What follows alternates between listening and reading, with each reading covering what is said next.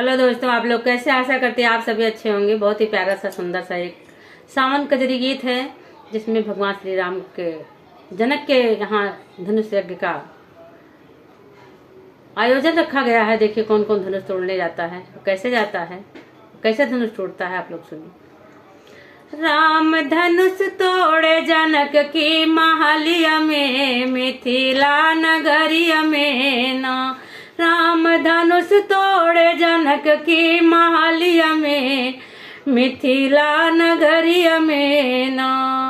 सीता देख सकुचाई मन ईमान बसकाई, सीता देख सकुचाई मन ईमान मुस्काई।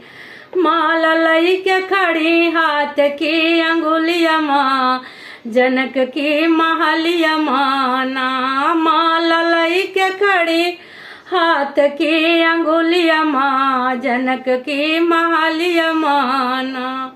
राम धनुष तोड़े जनक की महलिया माँ, मिथिला नगरिया माना।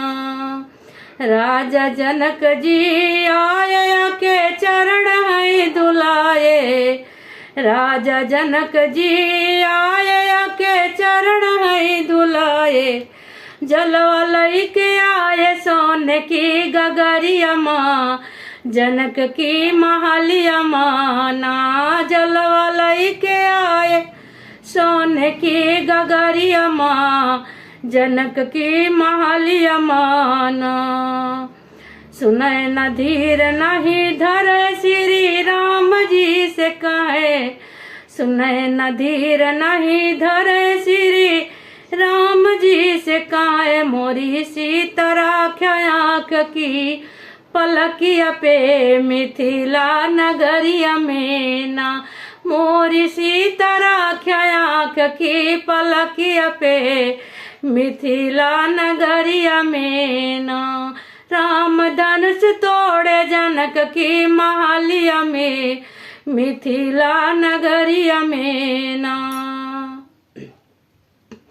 रोवे सुनए न माई सीता करे जब विदाई, रोवे सुनए न माई सीता की करे जब विदाई। सीता आके पहुँची अवध नगरिया माँ, जनक के महलिया माना। सीता आके पहुँची जनक अवध नगरिया माँ, जनक के महलिया माना। राम धनुष तोड़े जनक की महलिया माँ, मिथिला नगरिया माना।